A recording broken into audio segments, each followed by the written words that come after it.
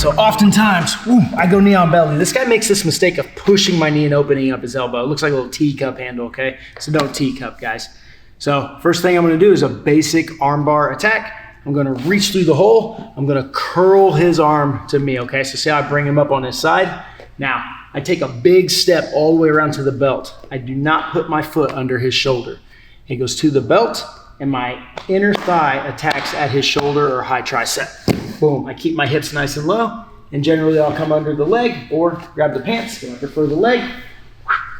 Circle around, and I just take a nice little V grip right there with my elbow, finish that arm bar. A lot of people will tell you to take this foot under the shoulder, okay? And that's not a good idea, I'll show you why. Number one, I have something to push against. So I pull his arm against that leg, I can ramp into that, okay? If my foot's way under here, I don't quite have that, and you'll notice I'm already falling. So if he tries to sit up, I lose my base. Whereas when that foot's out, I have that nice little kickstand, I have a base point over here. Plus, if you look at this, my foot is out of the way. It allows my hips to be under his shoulder, as opposed to having my foot under there. And some of us aren't that flexible, so when the foot's in, like my hips are way far away from the shoulder. Another option is the guy goes for a hitchhike escape. My foot's ready to catch that leg or ready to go over.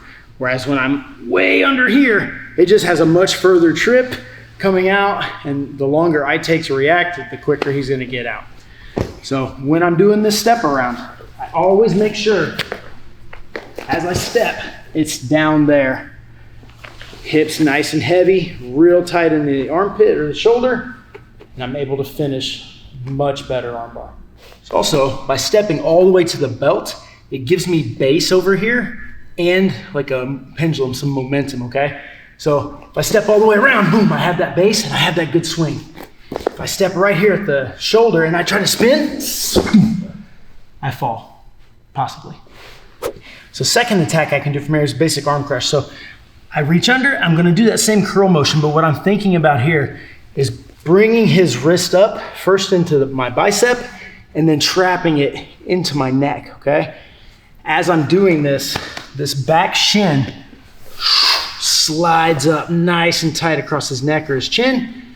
I wanna use this circular motion here, okay? So I roll his elbow over, catching his elbow in the bend of mine, and now this hand just locks that in, and I pull his elbow toward my stomach. So I've kind of contoured my back, boom, pull that elbow in, okay?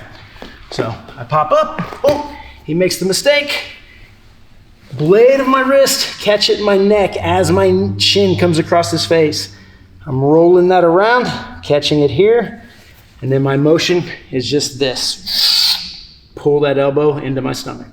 Guys, one common mistake I see is people will posture up so high that their back is straight, and then when they squeeze that elbow in, it has nowhere to go. So make sure I keep my back rounded, okay? That way there's that break space in there, I call it, right here.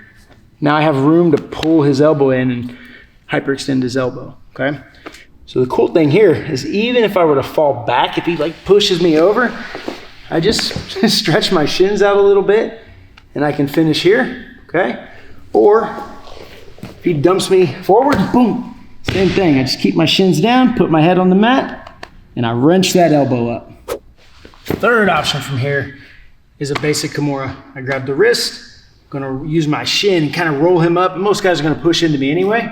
I'm gonna drop that knee down on the far side of his head and bring this hand in through the hole, catch my own wrist, okay? Now I do a little shift here. So I bring this knee down, either across his face or across his arm. Either way is fine with me. Bring that knee down, and my back knee, it can stay down and squeeze, but I would rather bring it up and kickstand his shoulders here, okay? So I have an angle, okay? I've got a nice little frame that keeps him on his side, okay? So always, as soon as I grab this Kimura, I come in, I go, wah, and I rip it toward the front, I glue it to my chest, and then I rotate right here. So I want to keep his forearm and his ribs parallel with each other. Boom, right there.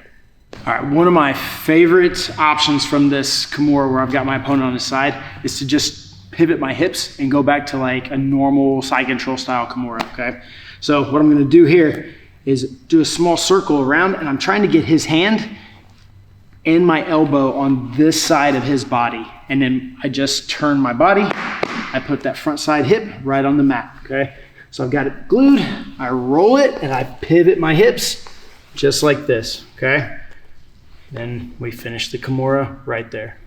I would like to add, be careful on this one. It can come on pretty fast, and you can really do some damage if you fall on this at that angle.